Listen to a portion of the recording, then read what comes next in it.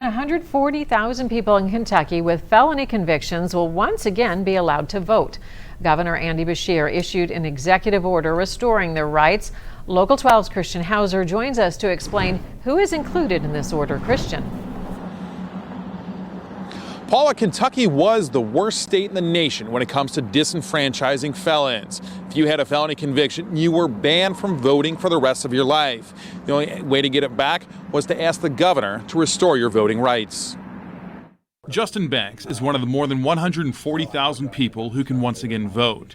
He has a felony conviction from a drug possession charge. Just because I failed and I messed up doesn't mean that those rights should be taken away, because I'm still a citizen of the United States. I should be allowed to actively participate. University of Kentucky law professor Josh Douglas says felony disenfranchisement laws came about after the Civil War and the 15th Amendment was signed. Said that you can't disenfranchise someone on the basis of their race. So we had hundreds of thousands of new voters, former slaves, and kind of the white majority were looking for ways to disenfranchise them, and felon disenfranchisement laws derive from that era. So they really have a racist history. Governor Beshear's action only affects first-time nonviolent offenders. Anyone convicted of rape, sexual abuse, homicide, and assault, along with treason and election bribery, cannot vote. Those states that allow former felons to vote actually have a lower recidivism rate as well.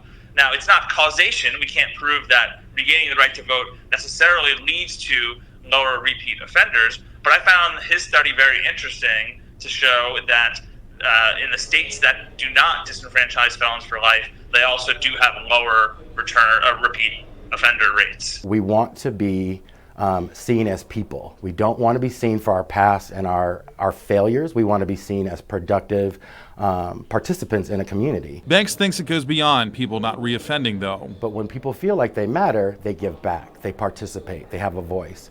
And so that's what the governor gave us. He gave us our voice back and our desire to participate.